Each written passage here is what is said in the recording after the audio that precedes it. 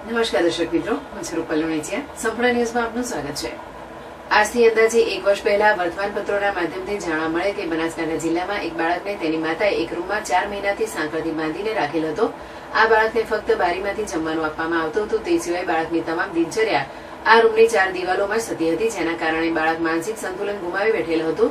જે બાબતની જાણ જિલ્લા વહીવટી તંત્રને થતા ચેરમેન બાળ કલ્યાણ સમિતિના માર્ગદર્શનથી જિલ્લા બાળ સુરક્ષા એકમની ટીમ દ્વારા પોલીસ તંત્રની મદદથી બાળકને રેસ્ક્યુ કરી પાલનપુર સિવિલ હોસ્પિટલમાં બાળકને સાયક્રેટિસ્ટ ટ્રીટમેન્ટ આપવામાં આવી હતી અને સાથે સાથે બાળગૃહ દ્વારા બાળકને પ્રેમ અને હૂંફ આપવામાં આવી હતી. અને ચાલુ સાયક્રેટિસ્ટ ટ્રીટમેન્ટ અંતર્ગત બાળકને અંદાજે છેલ્લા 1 વર્ષથી children home for boys Palanpur ખાતે રાખવામાં આવ્યો હતો.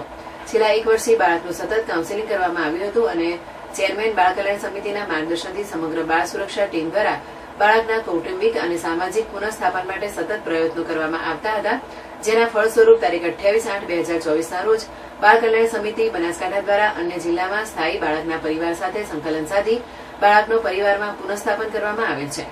આ પ્રસંગે બાળ કલ્યાણ સમિતિના ચેરમેન દ્વારા બાળક અને પરિવારના સભ્યોનું મોઢું મીઠું કરાવી શુભકામનાઓ પાઠવેલ અને ચેરમેન બાળ કલ્યાણ સમિતિ દ્વારા બાળ કલ્યાણ સમિતિના તમામ સભ્યો, ચિલ્ડ્રન હોમ ફોર બોયઝના તમામ કર્મચારીગણ, બાળ સુરક્ષા ટીમ બનાસકાંઠા અને સમગ્ર જિલ્લા વહીવટી તંત્રનો હર્ષની લાગણી અનુભવતા આભાર વ્યક્ત કરે છે.